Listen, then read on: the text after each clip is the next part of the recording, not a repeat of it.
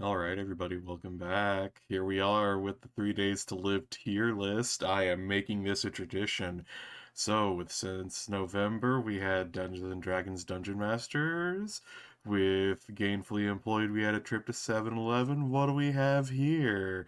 With 3 Days to Live, a game that is about learning that life is ugly, life is imperfect, and every time you chase that fairy tale ending, and every time you idealize and fantasize, you get smacked with reality and become dissatisfied and upset when honestly you should have just learned to accept reality and be happy with it.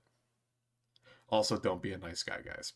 But with this fairly grounded, albeit hilariously romantic comedy sort of game, what are we ranking them on? Why, we are ranking the characters based upon dun, dun, dun, dun, how well they would survive in Fear and Hunger Termina. Because of course these characters are so fun and happy, we would have to fucking judge them on something absolutely horrendous, right? Okay, so we're gonna start this off with Blake. How well would Blake do? So Termina takes place across 3 days, which, the fucking Legend of Zelda things combined. Which, by the way, for those of you that don't know, Termina is essentially a battle royale game that is put in place by a sort of eldritch god of the moon. I'm not going to spoil the plot too much of Termina for those of you that haven't played it, but those of you that know, you know. So, in Termina, it's a battle royale, and people are being mutated into horrible monsters if they refuse to cooperate and participate. So Blake, how would he do? So I think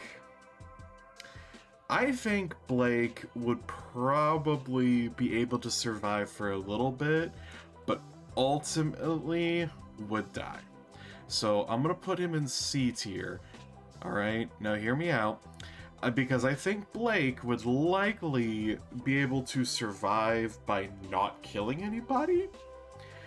And what would happen is he would likely stumble upon a sort of rabbit mask cultist, which, for those of you that don't know, again, the rabbit mask cultists essentially are like hedonists, just about. It's a constant, I'm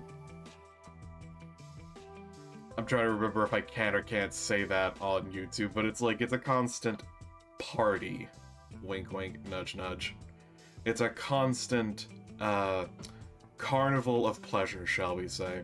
So I think Blake would probably die around day 2 or 3 because, I feel like they would get mutated by, force of not, participating, which would make them into some sort of flesh amalgamation that accurately calls you out. Like it deals sanity damage to you by calling you the fuck out. But in the funniest way possible. So next we have Hammer. Now Hammer, I think, because in Termina you are put in a situation where it is kill or be killed, and you have to participate or you are mutated. So think I think Hammer would probably do a little bit better than Blake in that maybe they would actually kill somebody, which we'll get to later on. Maybe they would actually kill somebody, but it would more likely be out of a defensive thing where they're trying to protect the other contestants. Be like, whoa, whoa, whoa, we gotta figure out how to do this without murdering each other. Holy crap, man. Calm down.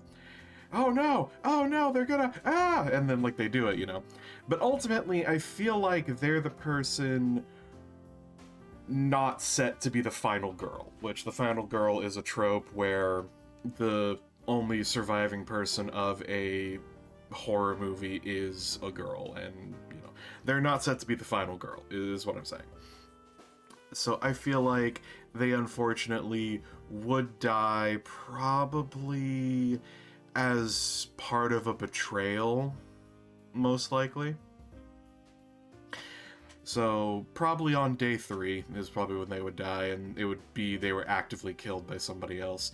So now we have Osgood. I honestly think he would do pretty well, all things considered, because he was able to hide the fedora, neckbeard, nice guyisms for a long time. And that's why I'm putting him in A tier, because I feel like deep down, he has it in him to do some shit. And let me tell you, there's nothing more like gut-wrenching and crazy than having the character that you just spent the whole game going, oh wow, look at this little dork, look at this little dweeb, and then suddenly, they flip it around and show that they're actually extremely volatile and judgmental.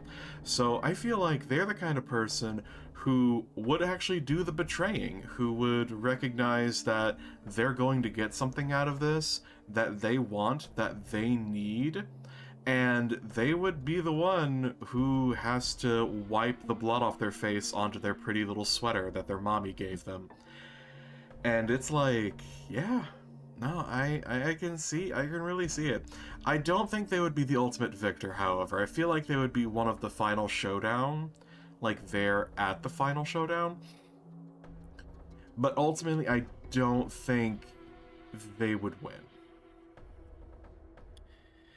Now we have Diesel, and I mean, I gotta be honest, I'm gonna put him at A tier as well, just because he seems like the kind of person where as soon as it becomes very apparent that this is what's going on, this is what we have to do to survive, he will embrace it and take his opportunity.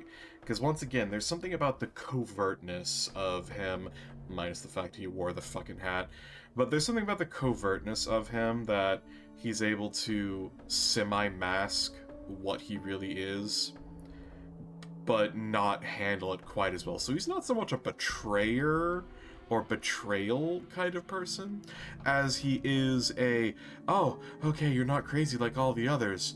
Oh, good, we can get together and bang, bang, bang, like, oh no, they are just as crazy, oh no.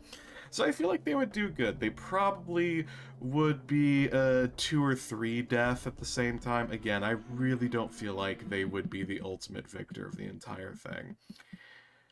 Now, we have Fossey. And you know what? I'm gonna go out on a limb here. Fossey? Final girl. I'm just saying. Fossey, final girl. We don't know that much about them, but we do know that they are sociable, and they pop up right when they are needed. Which, honestly, that kind of feels like final girl qualities to me. I mean, let's think about it. They were there when... They were there beside Swift on the plane, and they knew Drama Mind's artwork, and it's like, So they're knowledgeable enough, and they conveniently were where they needed to be. And then on top of that, later on at the end of the game, we have Fossey pop back up to bring color back to Swift's life, make Swift excited again, maybe realize that even though he didn't get, so much for my happy ending, that life isn't perfect, but we can still live on in the beautiful imperfections that life gives us. So I feel like with that sort of attitude, Fossey serves as a final girl. It would be an unfortunate series of events that will ultimately lead to them possibly becoming traumatized and somewhat jaded, similar to the Halloween storyline, or, the Final Destination storyline.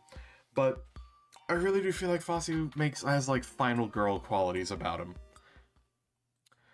Now then we have Swift, and I'm gonna be real here. Swift is a ball of anxiety and nerves, D tier. They're probably the one that bumps... they literally are the one that bumps into Diesel and is like, oh good, you're not crazy. Oh man, I feel so much safer with a big man like you. Bang! Dead. Just dies day one. Just unfortunate. Just absolutely gets wrecked.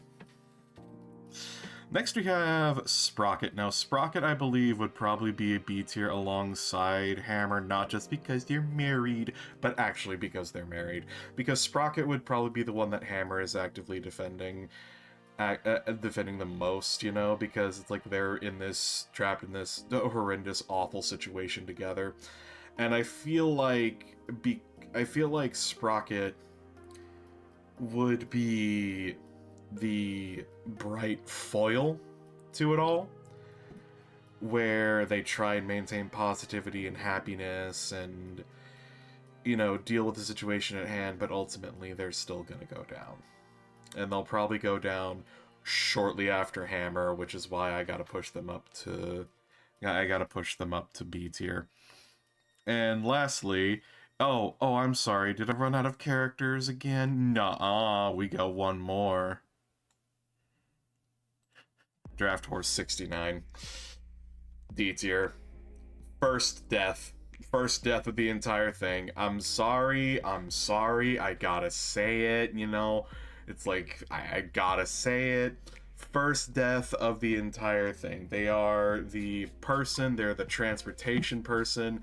They are... I don't know how to describe it other than they are the transportation guy. And I don't know how to describe it other than whenever I see somebody that knows how to operate vehicles, like in the sense of stories like this, they're always the first person to die, either directly by the organizers so people can't escape as easy, or, you know, they lack other skills that make them, you know, capable of surviving these things.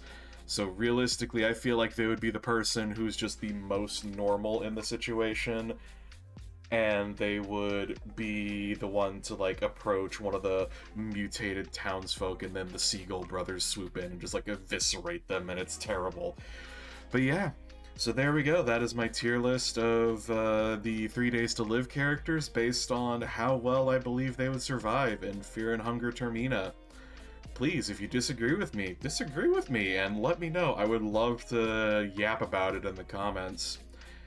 So, with that, thank you all so much for watching. I hope to see you in the next one. Have a good night, guys.